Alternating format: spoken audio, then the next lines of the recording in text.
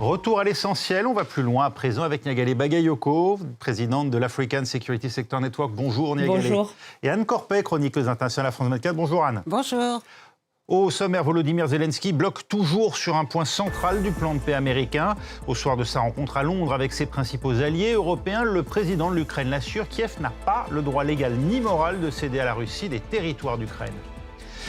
La tentative de coup d'État déjouée au Bénin a fait plusieurs morts d'après le gouvernement à Cotonou. Certains des mutins sont toujours en cavale, alors que le Nigeria et les pays voisins de la communauté économique des États d'Afrique de l'Ouest ont déployé des moyens militaires avec une rapidité inhabituelle.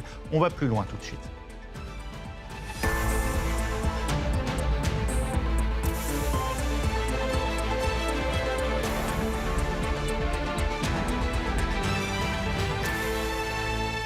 Volodymyr Zelensky à nouveau en Europe ce lundi. Le président ukrainien était à Londres cet après-midi, reçu par le Premier ministre britannique Keir Starmer, aux côtés du chancelier allemand Friedrich Merz et d'Emmanuel Macron pour la France, avant de se rendre à Bruxelles afin d'y rencontrer les dirigeants de l'Union européenne et de l'OTAN.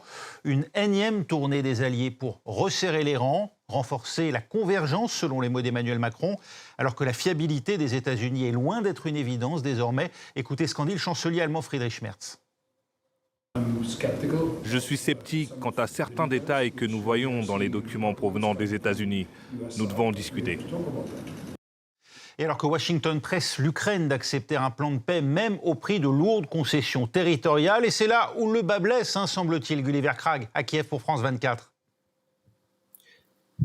Oui, Volodymyr Zelensky a à nouveau réitéré dans des réponses envoyées par messages vocaux aux journalistes pendant qu'il était dans l'avion qu'il a amené de Londres à Bruxelles que l'Ukraine n'a pas le droit moral ni constitutionnel de céder ses territoires. Et c'est vrai, beaucoup d'Ukrainiens ordinaires à qui j'ai posé la question ont répondu avec le même sort de langage. Le président n'a pas le droit, selon la constitution ukrainienne, de céder du territoire. Il y a un peu de flou autour de la question de est-ce qu'on parle de la cessation de facto du territoire que la Russie occupe déjà en Ukraine. Et là, je pense qu'il y a moyen que ce soit accepté parce qu'il n'y aurait rien à faire en quelque sorte. Ce serait accepté de facto, ça veut dire qu'il n'y a rien de formellement fait. Mais céder du territoire où l'armée russe n'est pas présente, donc cette partie un quart environ de la région de Donetsk qui reste aux mains des Ukrainiens, là, ce serait complètement autre chose parce qu'il faudrait retirer l'armée, la police, dire aux citoyens qu'il va y avoir un transfert. C'est quelque chose qui reste inadmissible pour l'Ukraine. Volodymyr Zelensky, il est bien contraint de dire ce qu'il a dit ce soir parce qu'il connaît la loi et il connaît l'état de l'opinion publique en Ukraine. Oui, ce qui veut dire, pour bien comprendre, que s'il devait faire la moindre concession, il faudrait un vote du Parlement ? Je pense, et un vote avec une majorité constitutionnelle, si je comprends bien. Après, en Ukraine, il y a beaucoup de précédents au cours de l'histoire de trouver des solutions légaux en changeant des choses qu'ils ont dit qui ne pouvaient pas être changées. Il y a beaucoup d'imagination juridique qui est possible dans ce pays, je pense. Mais pour que cela devienne imaginable, je pense qu'il faudrait qu'il y ait des garanties de sécurité sur la table qui soient vraiment, même pas seulement de l'ordre de l'article 5 de l'OTAN, mais une garantie que l'Ukraine serait défendue par une intervention militaire américaine si la Russie violait les termes de l'accord et essayait d'attaquer à nouveau ou d'avancer, ce qui paraît assez invraisemblable. Oui, une forme d'automaticité, si l'on vous comprend bien, Gulliver. On vient de l'apprendre à l'instant. Volodymyr Zelensky annonce qu'il se rendra, après son passage par Bruxelles et donc sa rencontre avec les dirigeants de l'Union européenne et de l'OTAN, il se rendra en Italie pour y rencontrer vraisemblablement Giorgia Meloni, la présidente du gouvernement italien. D'après vous, cette rencontre, elle est essentielle aujourd'hui. Quelle est la position, en quoi l'Italie peut avoir un rôle important ?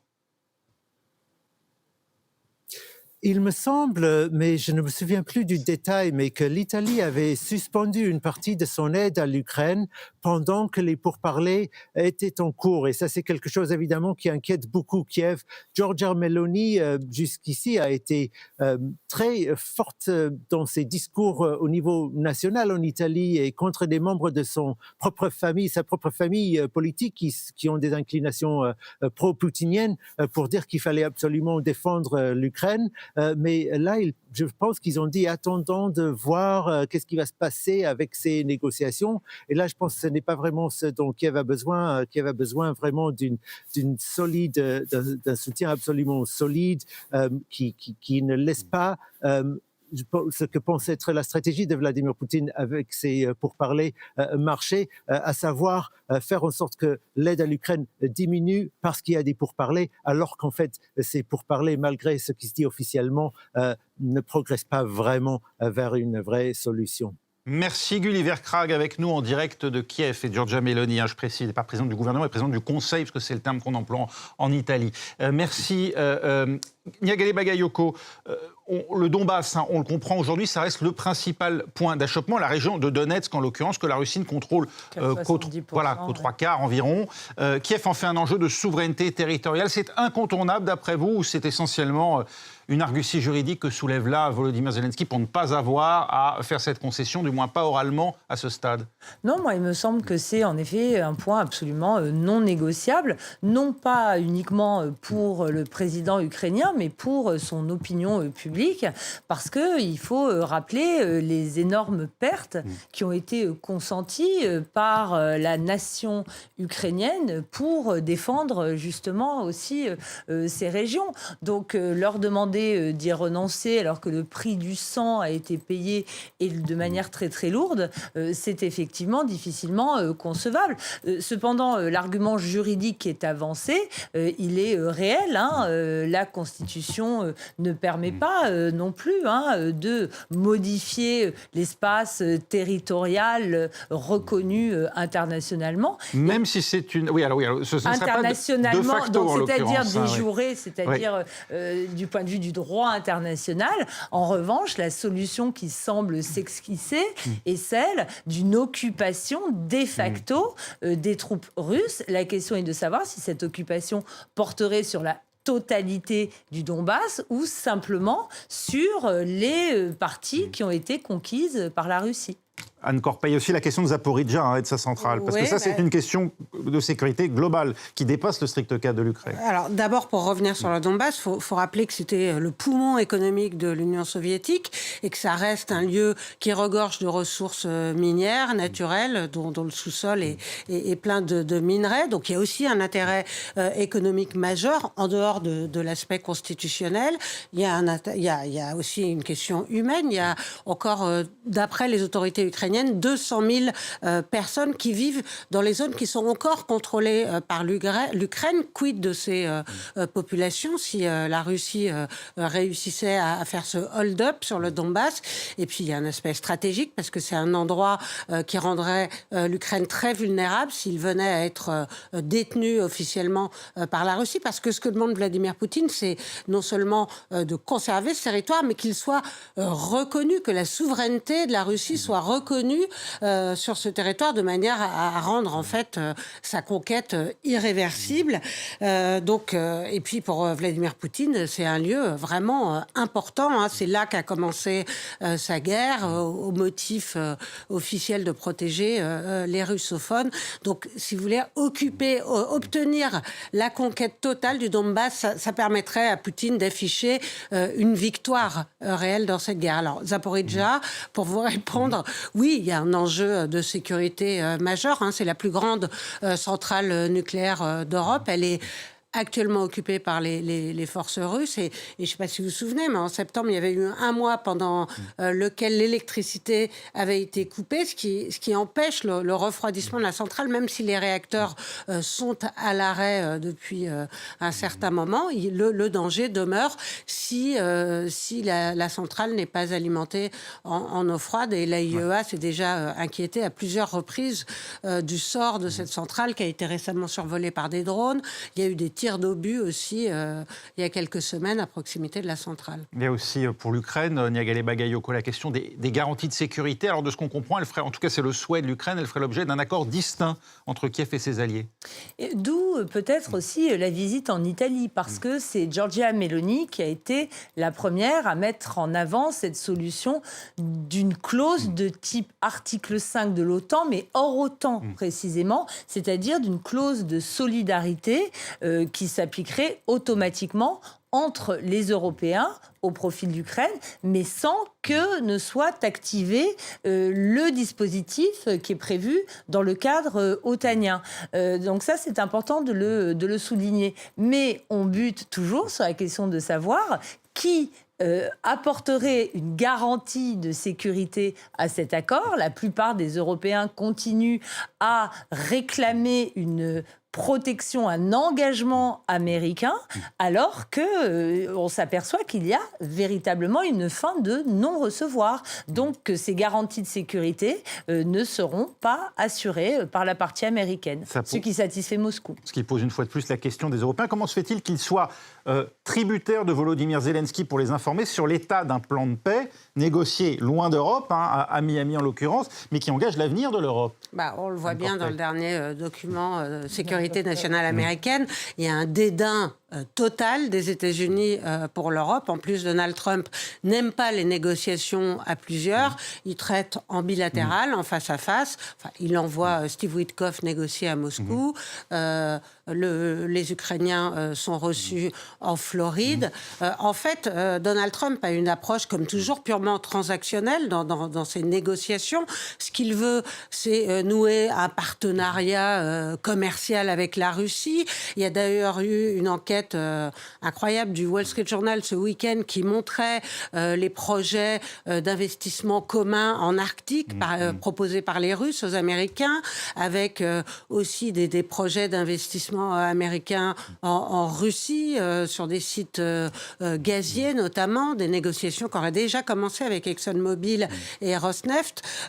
Bref, pour les Américains, les Européens sont des empêcheurs de tourner en rond. Avec leur demande incessante de garantie de sécurité pour l'Ukraine sur les questions territoriales, ils sont perçus comme empêchant les Américains de conclure des projets de partenariat tout à fait intéressants pour les Américains avec la Russie. Une relégation de l'Europe, vous l'avez dit, Anna, voulue par Washington, comme l'illustre cette stratégie de sécurité américaine dévoilée juste avant le week-end et que nous détaille en images Alexandra Carini.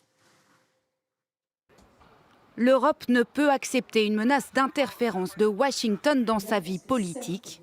Déclaration du président du Conseil européen, Antonio Costa. Les États-Unis ne peuvent pas remplacer les citoyens européens pour choisir quels sont les bons partis et les mauvais partis. 3 jours après la publication par les États-Unis de leur nouvelle stratégie de sécurité nationale, la pilule ne passe toujours pas pour les 27. Dans le document de 33 pages, l'administration Trump fustige une Europe qui court à sa perte. Si les tendances actuelles se poursuivent, le continent sera méconnaissable d'ici 20 ans, voire moins. Immigration incontrôlée, liberté d'expression bafouée et répression des oppositions. Les attaques sont d'une violence sans précédent. Seuls les partis d'extrême droite trouvent grâce aux yeux de la Maison-Blanche. L'influence croissante des partis patriotiques européens est en effet source d'un grand optimisme. De quoi inquiéter certains sur le vieux continent, mais d'autres préfèrent minimiser. Les États-Unis restent notre plus grand allié. Et je comprends également que nous sommes toujours leur plus grand allié. Les États-Unis l'affirment aussi, en effet. Le partenariat avec l'Europe est vital pour la prospérité américaine. Nous voulons travailler avec des pays alignés qui souhaitent retrouver leur ancienne grandeur. Washington appelle aussi à la fin de l'expansion perpétuelle de l'OTAN.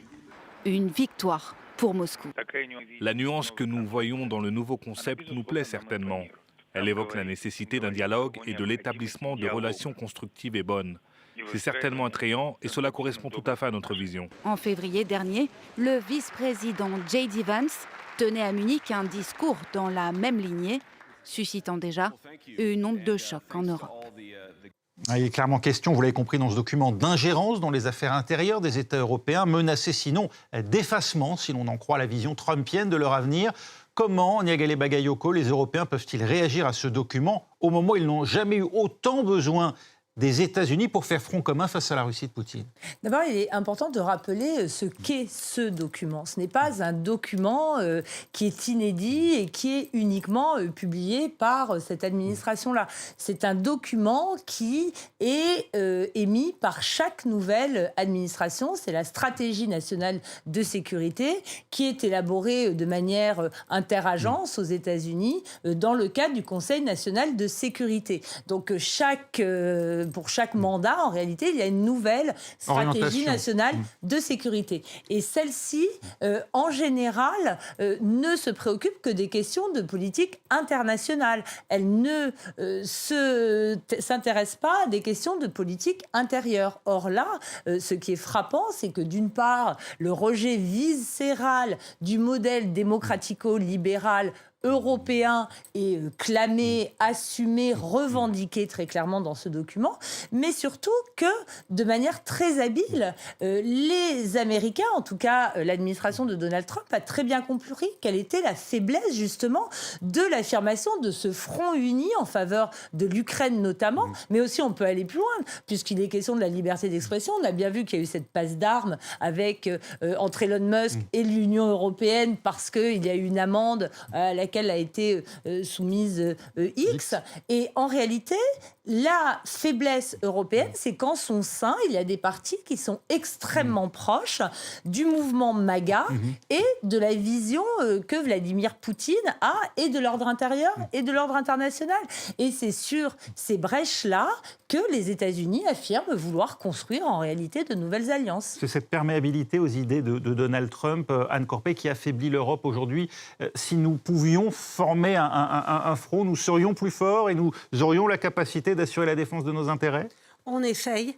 On pourrait presque dire que Donald Trump a rendu une sorte de fier service à l'Europe parce que du fait de ses attaques incessantes contre l'Europe et surtout du désengagement annoncé des Américains, l'Europe essaye de serrer les rangs, de construire sa défense. Il y a quand même plusieurs outils qui ont été mis en place. Le programme ReArm Europe qui permet de dépasser les 3% de déficit budgétaire si on achète pour la défense, le programme SAFE qui est un emprunt pour s'armer, et aussi récemment le programme EDIP qui jette les bases d'une industrie de défense européenne. Et ça, c'est un changement stratégique majeur parce que jusqu'à aujourd'hui, l'Europe dépend massivement de ses importations et en particulier de ses importations américaines pour assurer sa défense. En gros, le deal, c'était on vous achète des armes et en échange,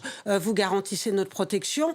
On est en train de s'apercevoir que ça ne tient plus, que les Américains ne sont plus fiables et on essaye de construire cette Europe de la défense. Mais le problème, c'est que ça va prendre un certain temps. On ne construit pas une industrie de la défense en 1 an ou 2 ans et on reste très, très dépendant des Américains sur ce plan-là. Ah oui. Et juste, pardon, pour compléter, il y a un autre programme qui est le programme Pearl, qui, lui, continue de prévoir pour l'Ukraine des achats d'armes américaines, en réalité. Donc même la plupart des mécanismes qui sont mis en place dans le cadre européen, ils souffrent aussi d'un certain atlantisme de certains des pays qui composent l'Union européenne. Ou défaut de fourniture. Ou défaut de fourniture. Le problème, c'est qu'on n'a pas sur les étagères. Carence, absolument. Voilà, on n'a pas les armes nécessaires à disposition.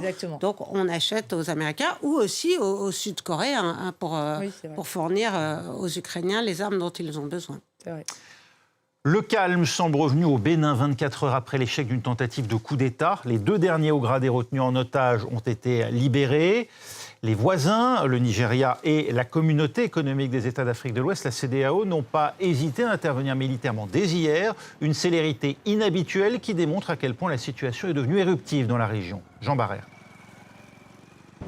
Ils sont les garants du maintien de la paix en Afrique de l'Ouest. La force en attente de la CEDEAO, aussi appelée casque blanc, a été mobilisée au Bénin à la demande du gouvernement après une tentative de coup d'État. Des militaires de pays voisins sont ainsi en cours de déploiement. Ce n'est pas la première fois que ce contingent est utilisé. Depuis la création de la force en attente de la CEDEAO en 1990, ces troupes sont intervenues au Libéria, en Sierra Leone, en Guinée-Bissau, en Côte d'Ivoire ou encore au Mali en 2013 pour soutenir le gouvernement face aux avancées des rebelles islamistes. Plus récemment, en 2017, la CEDEAO est intervenue en Gambie où le président sortant Yahya Jammeh refusait de reconnaître sa défaite.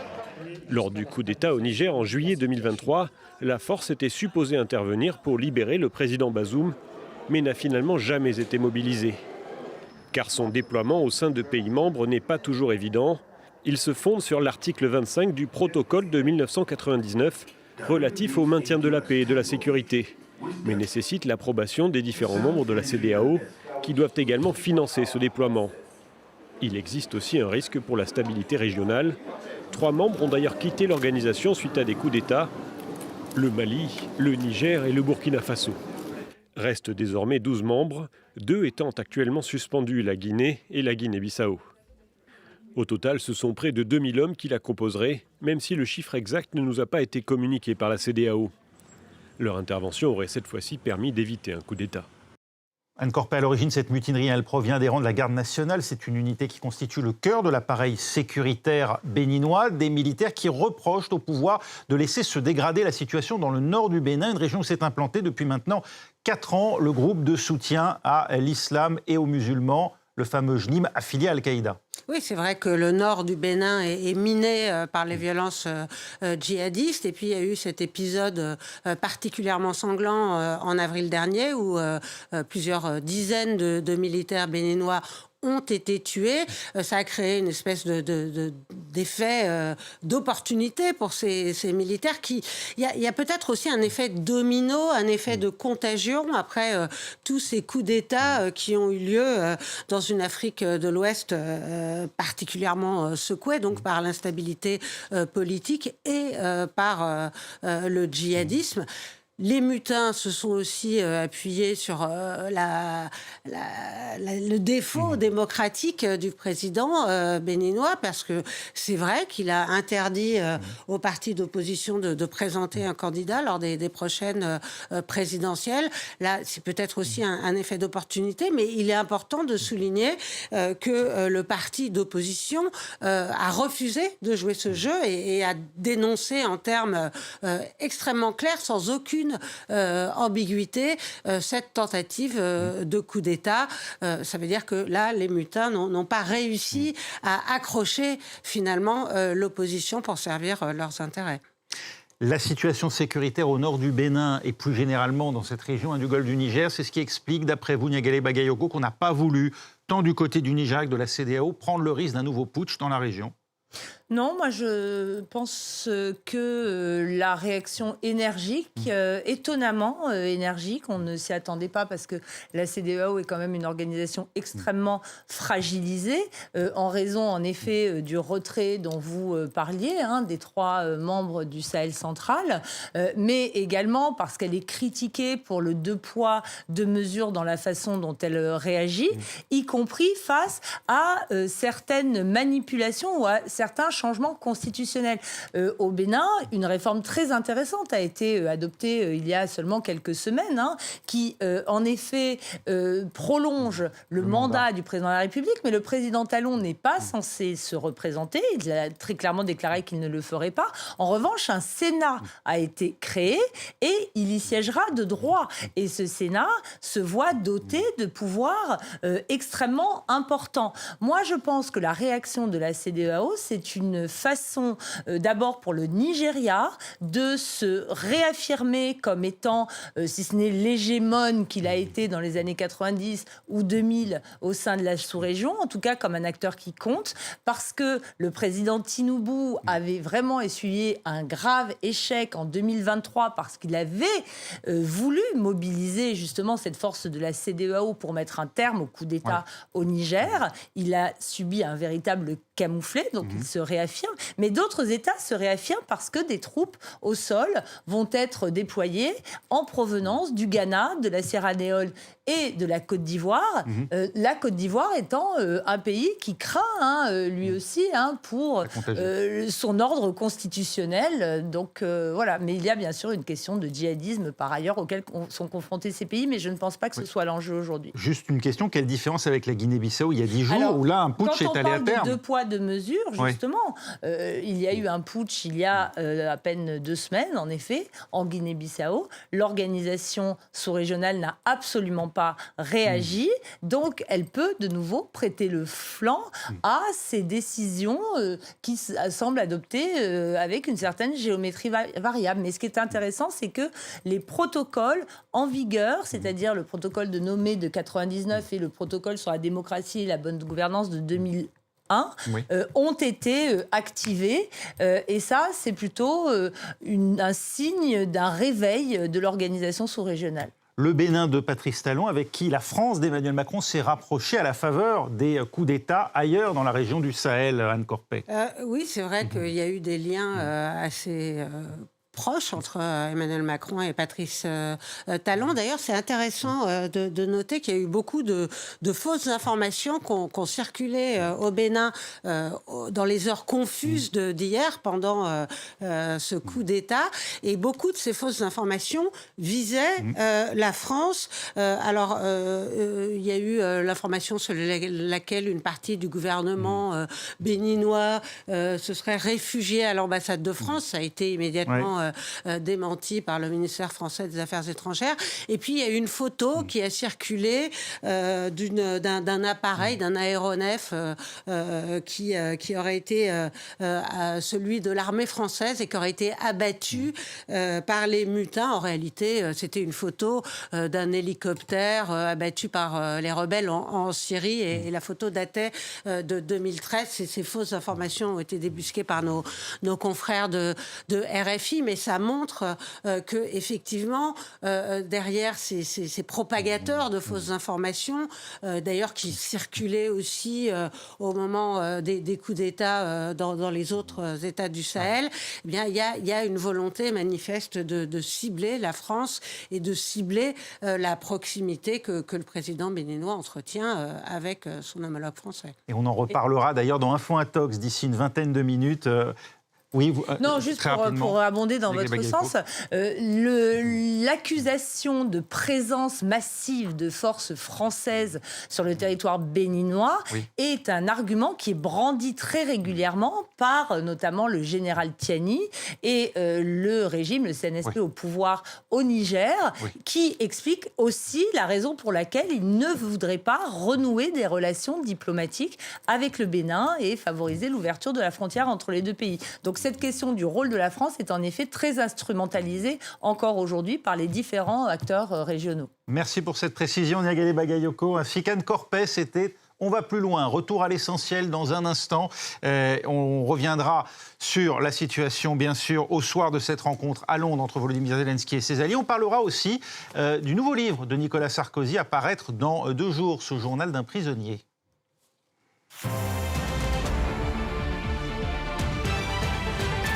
Tous les soirs, je vous emmène en Afrique. Ne manquez pas notre coup de projecteur sur l'actualité africaine avec nos correspondants et nos invités.